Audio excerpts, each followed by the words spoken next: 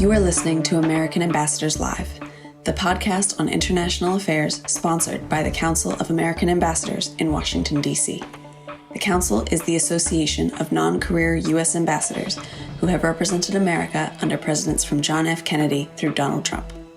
Our guest today is Ambassador Mark Gitenstein, who served as U.S. Ambassador to Romania under President Obama, and most recently as U.S. Ambassador to the European Union under President Biden. He has a long-standing professional relationship and personal relationship with former President Biden, having served as his chief counsel when Senator Biden was chair of the Senate Judiciary Committee. Mark, thanks for joining us today. Well, Jim, thanks for having us, or having me. Thank you. Well, the European Union gets periodic attention, episodic attention in the United States. Sometimes it's out of sight and out of mind, and then sometimes it jumps on the front pages. And it has in recent months with President Trump's initiatives around the world to increase tariffs on American goods and negotiate with other countries about their tariffs. And the EU, therefore, has been a lot in the news. So let's just start by, for those of our listeners who are not that familiar with the European Union, what is it? It's not the United States government. It's not the United Nations. It's something else. What is it? Well, the European Union is probably in most important respects a trading bloc, okay? What they call a single market of 27 sovereign countries in Europe. It is one of the largest consumer markets in the world, composed of 450 million people, 26 million businesses, where there's free trade basically between the 27 member states. It has tremendous latent economic power, which it has exercised from time to time. There is an excellent book sort of that illustrates its power called The Brussels Effect, actually written by a Columbia Law professor, Anu Bradford, who I was actually on the phone with yesterday, which just sort of defines the latent political power of the European Union. Economists in the United States have something they call the California effect. People don't recognize this about the United States, but California is the largest consumer market in the United States. And when it changes its rules, like it did, for example, on environmental rules, the auto companies basically follow those rules because it's the biggest market in the United States and they want to be in it.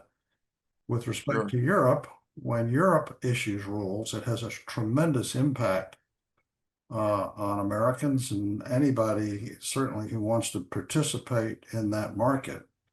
A good example of that is when you open your browser and it asks you whether you want those cookies on or off, that is actually not a US rule, that is a European rule.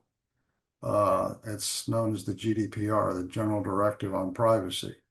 And it's that latent power in the so-called Brussels effect, which is similar to the California effect, that gives it an inherent power.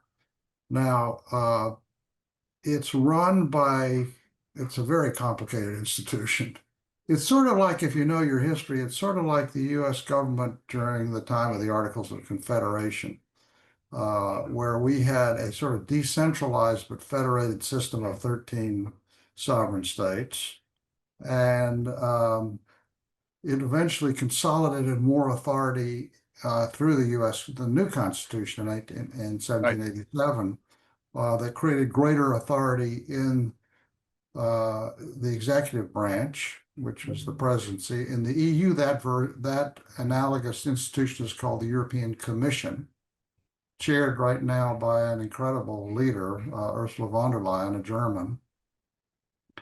And she exercises executive authority. And through a series of crises in the last 10 years, the Euro crisis, the COVID, the migration crisis, more power has begun to consolidate in Ursula von der Leyen's office, and she's used it very wisely.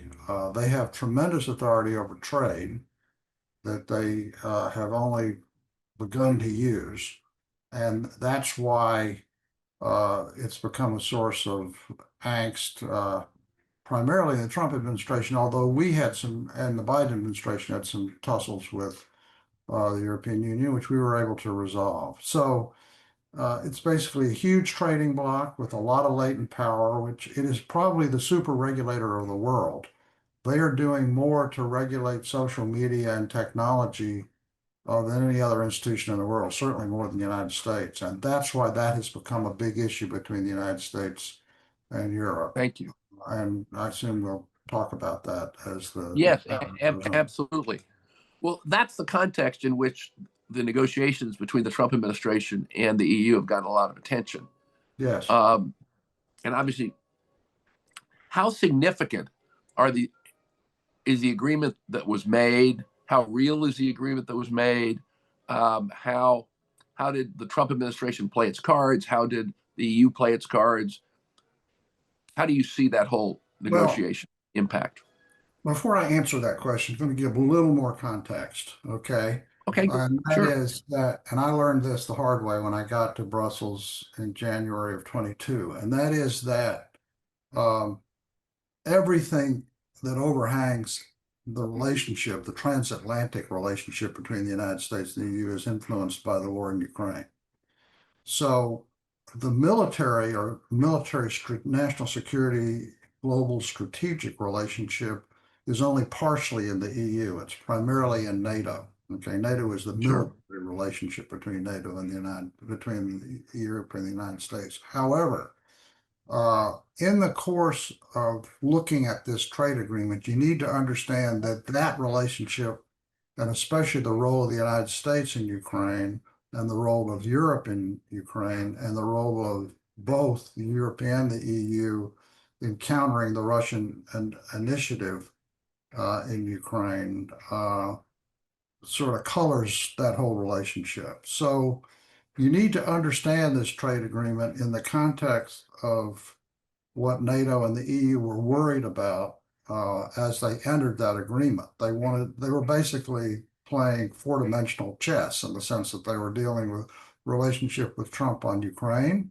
as well as on trade issues. And uh, President Trump conflated those issues. They conflated those issues. So I think the primary thing that Ursula von der Leyen and, Emmanuel Macron and Friedrich Merz were trying to deal with, as well as Stormer, the UK is no longer a member of the EU, but they were involved in these discussions, were concerned about is they wanted to manage the relationship, the military security relationship and the trade relationship at the same time.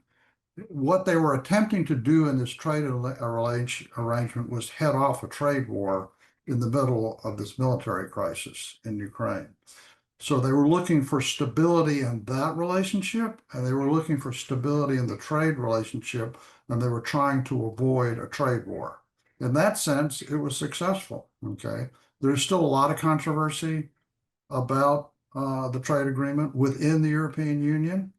Remember, one thing you need to understand about the European Union and the Commission is any single member of the Commission has a veto right and can block anything. It's like the US Senate on steroids. Okay, it's like if you imagine the filibuster on steroids. Hungary or Slovakia can shut down the European Commission. Now that's less true on trade than it is on military issues or sanctions or the kinds of How is things. that? How is that so? Because the way the I, treaty operates, it gives the commission more authority and there's less veto leverage when it comes to trade issues than it does on sanctions, for example, I which see. is a very important area of the EU's responsibility. The EU has no military responsibility, it doesn't have an army, but it uses its economic power very wisely to leverage its relationship with Russia. And, to the extent things get out of control and the Hungarians can block a sanctions package, that is a big problem for Ursula von der Leyen. So she's juggling all of these things at the same time. And I think David Ignatius probably got it right when he said about the trade agreement that it created stability. It does create a certain amount of stability, although I must say, for them to enter what is basically a political agreement, not a trade agreement. It's a political agreement. It's an agreement to agree. Okay. It's not actually an agreement. They haven't actually negotiated the detailed language yet. They're working on it. And I think there's some good things in there. although there's probably a little less than meets the eye, and much of it is to be determined. So let me push that along a little bit, because that's not obvious to someone not following it closely. So they've basically come up with a framework for the substance of what the trade Yes, agreement would exactly. be. Exactly. And it's hard to know, but just you would know better than I would. Is that likely to play out over a couple of weeks, a couple of months, a couple of years? Well, I think a couple of, at least a year or two. I mean, Okay, I think, if Trump is lucky, this will be worked out by the time he leaves office. I see. I don't, I found my experience dealing with the Europeans is they're very deliberative. It's a very cumbersome process. Notwithstanding the fact that on trade, von der Leyen has more authority than she does in other areas. It's what's known as a qualified majority. It's not a pure unanimous. You don't have to have unanimity to do a trade agreement, but if Viktor Orban is unhappy with some provision of that trade agreement, he'll block a sanctions package, for example. You know, you've worked on I was going to add. you know how that works. You find something else to attack on where he has more leverage. So Well, that was actually something I wanted to ask you about, because it's always been a little opaque to me how either the Commission or the big boys like Germany and France keep the small states from gumming up the works. What is the leverage that the Commission or the big states have over the small states to well, stop them from holding the them up? most important leverage they have over Viktor Orban is a state like Hungary, for example, or Slovakia or Malta. They desperately need what's known as the solidarity funds or the structural funds that flow from Brussels to these small emerging markets, and they need money. Uh, Gotcha.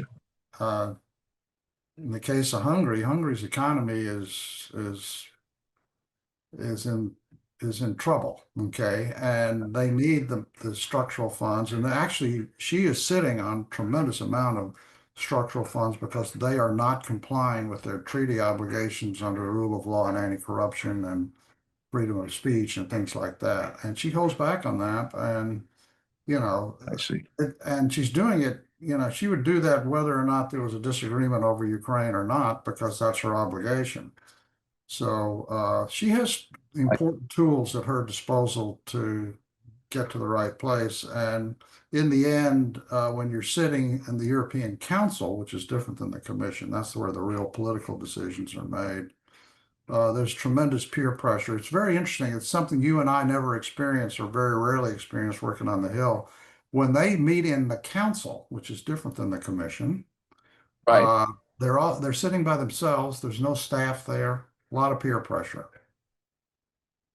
Oh, that's interesting. That's interesting. Yeah, That that's where is. the directional decision. She sits in the meetings. Von der Leyen does, Uh-huh. Uh-huh. but the heads of state of the 27 member states sit, once a month basically.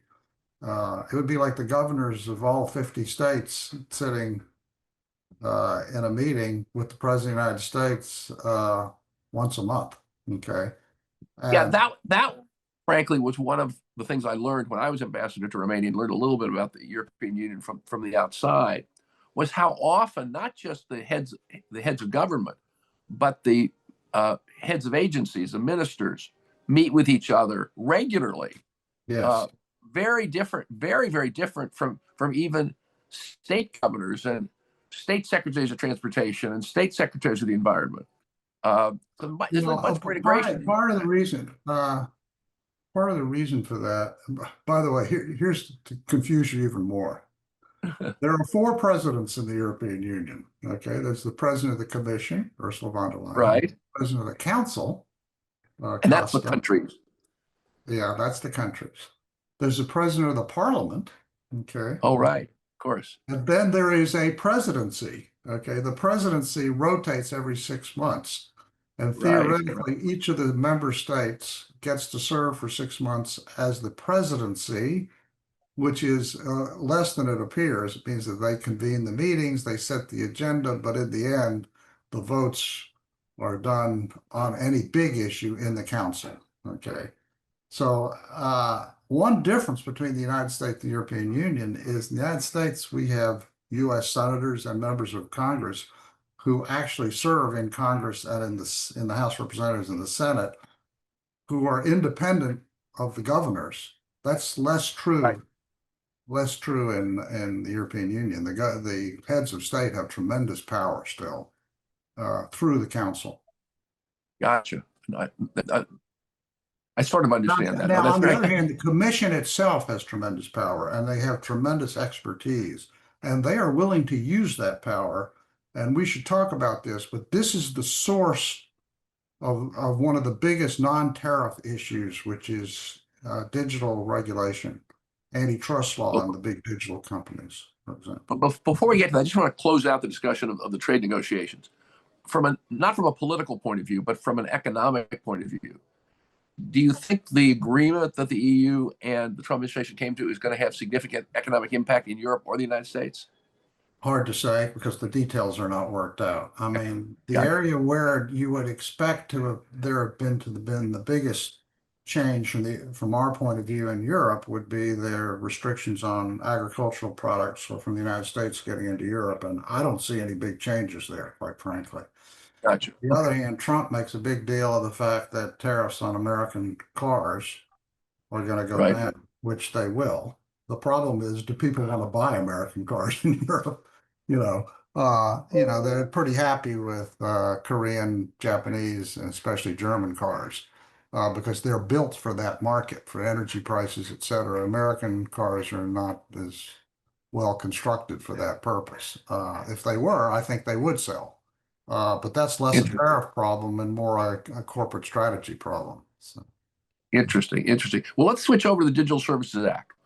What is it and why is it The Digital controversial? Services Act is an extraordinary piece of legislation that for the first time regulates content on social media. For example, racism, anti-Semitism, especially foreign military manipulation of the electoral process through Facebook or TikTok or Meta or X, which we know is a huge problem in the future of our democracy. And if you think it's a big problem in the United States, imagine what it's like in Romania, as you well know, when TikTok for sure. was manipulated by the Russians and actually almost changed the direction of that election with a bunch of phony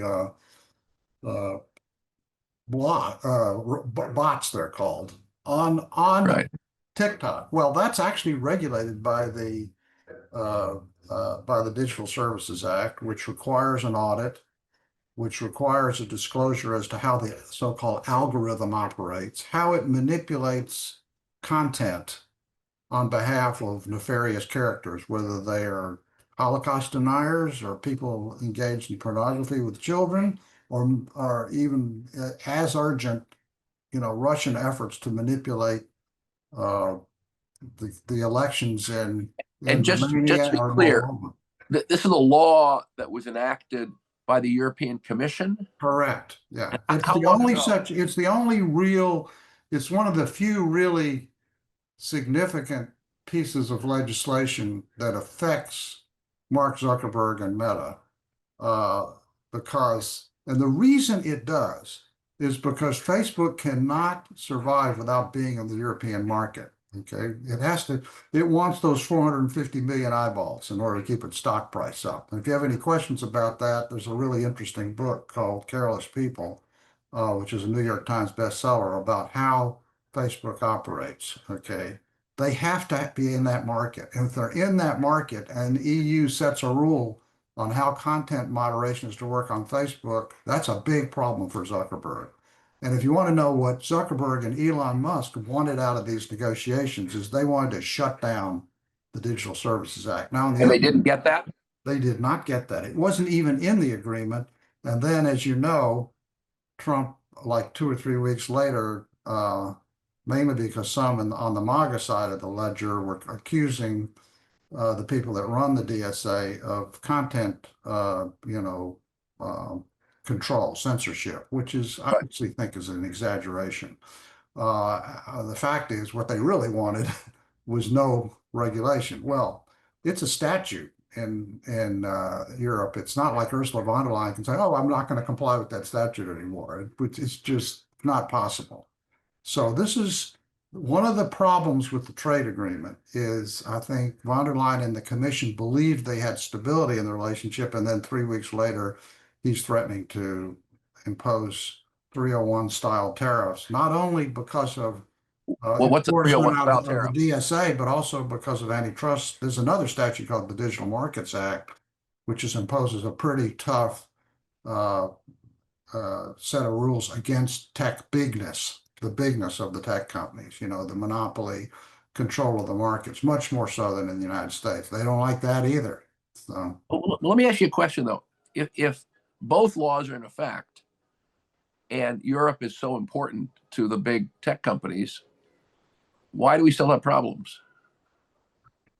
because they think Donald Trump can fix it. I think that's why they No, think. no, but I'm saying in operation. Well, because they have a much more tech skeptical, they're much more skeptical of the tech companies than we are in the United States. And right.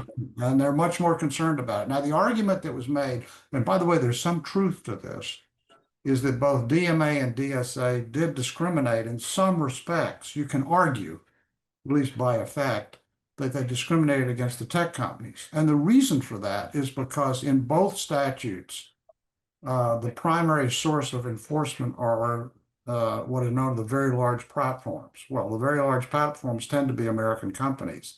So Americans and the tech community said, well, you're discriminating American companies. Well, we're discriminating the companies that have the biggest impact on these consumers, which tend to be, Google, Amazon, Apple. They're all the big companies, and they want to be in that market. So there was an argument that was made, and there's some truth to this, that this was done to create an advantage for the growing companies in Europe so that that market could grow. I think, quite frankly, think the bigger problem for those companies is capital markets are not as sophisticated in Europe. It's harder to raise money for homegrown companies in Europe than it is in the United States. It's less a Well, we have regulatory. TikTok, which is Chinese owned. Yeah. So they're affected by this too. But I guess what I'm trying to understand is, you say the enforcement of it is by the companies. No, no, no. The enforcement of the act is by the commission. Okay, but The commission enforces the act. So there are some in the Trump administration that argues, well, you should loosen up in enforcement. You should not impose a $3 billion penalty on Google like they just did. You should not be doing that. Well, their answer to that is, a federal court in the United States found a violation of the monopoly rules in the United States. It's even more so in Europe. We're going to impose a $3 billion penalty. Trump then got upset about that, threatened to, impose new tariffs, notwithstanding his agreement to do, gotcha. yeah. And so, the argument against von der Leyen now is, yeah, you made a mistake. See, it's not so stable. Well, we'll see. I think that's to be worked out. But I want to ask you, in a more general sense, there are very specific things that cannot be done online based on the digital services. Right. Well, let me be clear about what DSA does and does not do. Please do that. That'd be helpful. Okay. DSA does not define, all DSA says about content is that these platforms cannot be used to violate laws of individual member states. They can't be used to facilitate the violation of laws. For example, this is a difference between their free speech standards and ours. Holocaust denial in the European Union in most member states is illegal. Okay, it's not illegal in the United States because it's not allowed under our First Amendment. You can say crazy stuff about whether there was a Holocaust or not and still not be convicted in the United States. In Europe, it's actually a crime. Okay. And it's obvious why that was, because the Holocaust took place in Europe. So that you cannot do Holocaust denial or do a lot of overtly anti-Semitic things on Facebook and get away with it. And Facebook can't be used for that. So And the basic what the DSA is not an effort for the most part to control content, which is what the allegation is against them, that they're biased against conservative sites, for example, or conservative Right. parties. Actually, what it does is it says, no, no, no. You just need to explain how your site was used, how the algorithm works. Was it used to facilitate a violation, for example, of the rules in the case of TikTok on interference by foreign powers in election process, which it clearly was. Okay. And it doesn't say you can or cannot do this. You just have to, in the first instance, do an audit and explain how your site was used. By the way, in the case of TikTok, we know for a fact that TikTok knew it was being manipulated. Okay. And they You told me didn't, in the Romanian election? yeah, and they didn't do anything about it.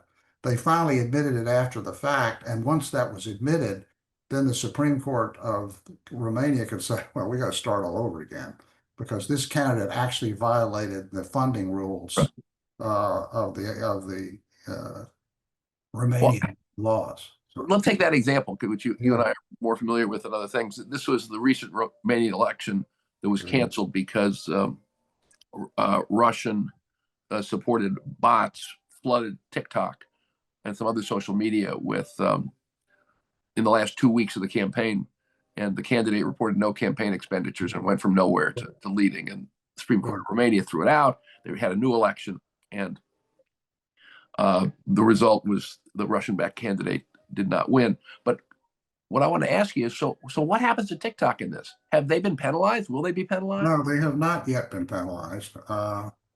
Maybe they should because they didn't report it fast enough. But in a sense, that's the agency within the European Commission that enforces this is called DG Connect. Uh-huh. Well, they probably could have worked a little faster on this, if I have a criticism. And they could have forced TikTok to admit immediately what had happened. Then it wouldn't have looked so awkward for, this to come out. And then all of a sudden this candidate gets blocked. But if they're not penalized for those violations, Well, by the way, that's only because they haven't finished the process. They may well be. Okay, but They may well be penalized. I I'm see. not expert enough to I know see. precisely what they've admitted. They did admit in an audit what happened. Gotcha. Yeah. But I'm just trying to understand the way the law works. It's essentially Well, they can be penalized up to, I think, 6% of their gross revenue. I mean, if they could get slammed with a big penalty. okay. So it's big financial penalties, basically. Yeah. They may have equitable remedies. In other words, they can be issued orders and Uh-huh. forced to do audits and change their practices. I see. I'm not that familiar with the That's fair. statute. That's fair. No, But no. it's basically a procedural statute. It doesn't say you can say this or you can't say this. Now, that's not to say that there aren't politicians in Europe who want to use it for that purpose, and I quite frankly think that's wrong. I see. But the issue of what you can say or can't say is governed not by EU law, but by nation state law in Europe. And almost entirely. Yes, yes. And all of these states have laws that, just like we do in the United States, that some foreign power can't come in and pretend like they're members of the host country and manipulate the elections. You just can't do that. You can't do that in the United States either. For example, as you well know, the Russians can't, contribute to a PAC, Right. or disguise their contributions to a PAC and pretend like, they're Americans when actually they're Russian KGB agents. You can't do that. Now, getting caught doing it is pretty hard. That's the problem. No, I understand. Well, that's very interesting. Thank you for giving us that description explanation. So let's touch on one more topic, which is the role of former ambassadors, which you've now been twice.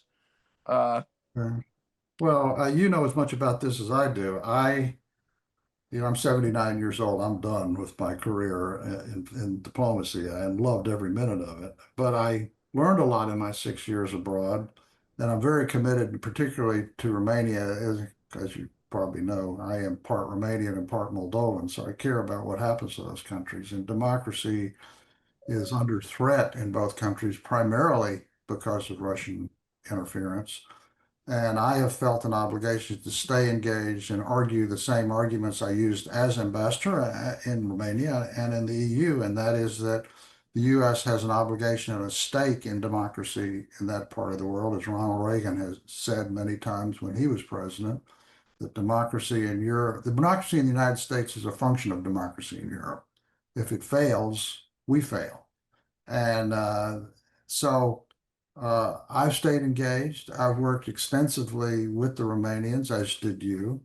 You and I worked together to bring former U.S. ambassadors to Romania together on a position paper, a letter, also under the leadership of Adrian Zuckerman, who is the former Trump ambassador to Romania, has been very supportive of this initiative, to say, look, most Americans are, this is saying to the Romanians, we care about the future of democracy. And when I think the 6 or 7 of us got on this letter, it had an impact.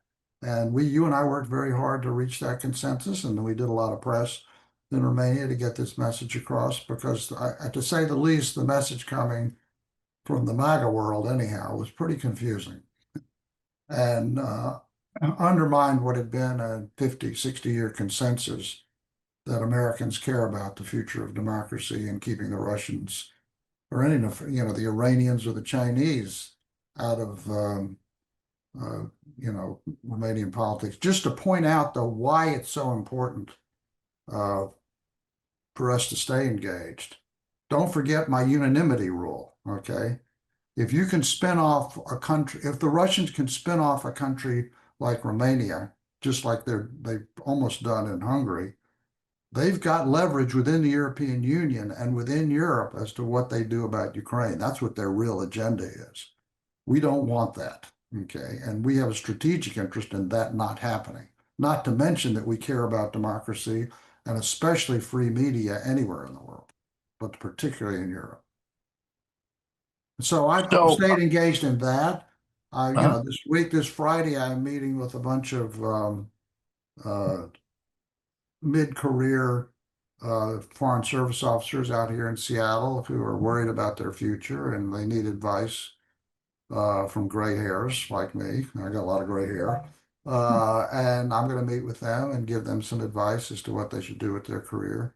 Some of them were fired by Trump. And they're very talented people, and what should they be doing now? And so I spent a lot of time doing that. I spent a lot of time with my former staff, giving them advice on how to deal with them. And to the extent I can help them find positions, I've been doing that. So I think that's another role that former ambassadors can play. All I'm saying is certainly a bilateral ambassador, and there are many of them in CAA who are bilateral ambassadors, you still have a tremendous amount of credibility in your host country. You spent 3 years there, you know the country, people know you know the country, they know you care about it if you serve as you did in Romania, and you want to stay engaged, and you should stay engaged. Well, that's very much one of the things that Council of American Ambassadors focuses on, is how former non-current ambassadors can continue to contribute. And so I appreciate you joining us today and giving us these insights about the European Union and about your activities and role since leaving post. This is Ambassador Jim Rosapepe for the American Ambassadors Live podcast. Thanks for listening. This has been the American Ambassadors Live podcast. To hear more from us, subscribe to the American Ambassadors Live podcast and leave us a review. Tweet us your thoughts on this week's episode and tag us at AMER Ambassadors using the hashtag AmbassadorsLive.